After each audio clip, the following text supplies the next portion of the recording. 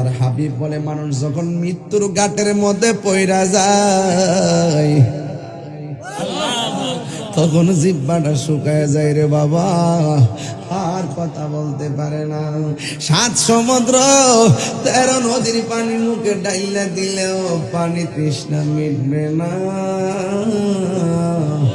আমার নবী আপনার নবী বলেন কই আজরাইলে যখন ঘরের দরজায় আইব আইসা একটা দাও মারব, রগগুলা টাস টাস করে ছিঁড়ে যাইব, রক্তগুলো পানি পানি হয়ে যাইব। আমার বডির পাশে আমার আম্মা পয়সা মাথায় হাত বুলাইব, কিন্তু আমার মরণ জানার ভাগ নিবে না।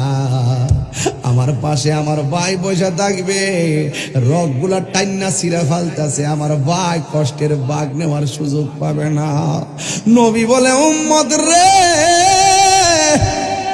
আজরাইল যখন ঘরের দরজায় দিয়ে দাউডা মারবো, এটার নাম হলো সাকরাতুল মাউত। রুহটা নেওয়ার আগে সাকরাতুল মাউতের যন্ত্রণার সহ্য করার টাইম নারী। ওই মুহূর্তে শয়তান আসবে ঈমান নেওয়ার জন্যে, আজরাইল আসবে জানটা নেওয়ার জন্যে। যদি তুমি সুস্থ বেলায় আল্লাহর সঙ্গে প্রেম না কইরা যাও, যদি সুস্থ থাকা অবস্থায় নবীর সঙ্গে প্রেম না কইরা যাও, তাইলে মরণের ঘাটে গেলে শয়তান তোমার বেঈমান বানাইব। কথা কোন ঠিক কিনা? এই জন্য যুবক আমার নবী বলে উম্মত রে, উম্মত আমি তোরে মায়া কইরা বানাইছি, বানায় এই জায়গার মধ্যে একটা কপাল দিয়েছি, কপাল। এই কপাল দিয়ে তোরে দৈনিক 5 বার আমার কাছে হাজিরা দিবি। আমি যে তোর খালেক, তুই যে আমার মখলুক, আমি যে তোর আল্লাহ, তুই যে আমার বান্দা, 5টা বার হাজিরা দিবি, বাস তুই আমার বান্দা হিসাবে বন্ধু হবি। এই জন্য যুবক নামাজ হলো কেবলমাত্র হাজিরা। আচ্ছা বানটা কইলা কোন আমাদেরকে বানাইছে কে? পরের জায়গা পরের জমিন ঘর বানায় আমি রই, আমি তো সেই ঘরের মালিক নয়। বলুন পরের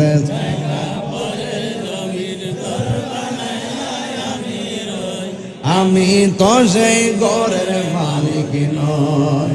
সেই ঘরখানাদার জমিদারি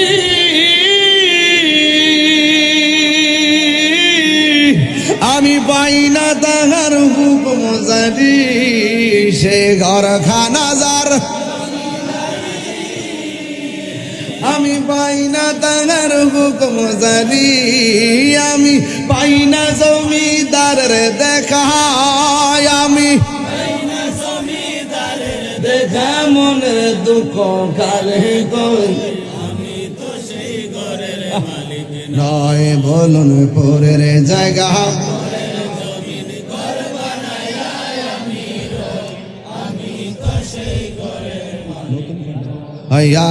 পরের জায়গা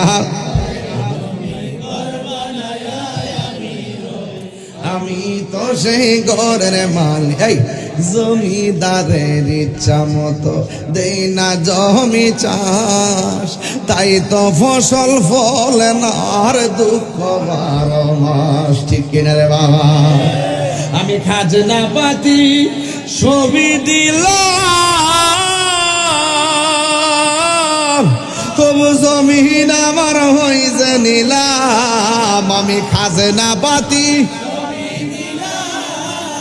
তবু জমিন আমার হইছে নিলাম। আমি চলি যে তার মন জোগায়া, আমি চলি যে তার মন জোগায়া, দেখিলাই মিলে না সই।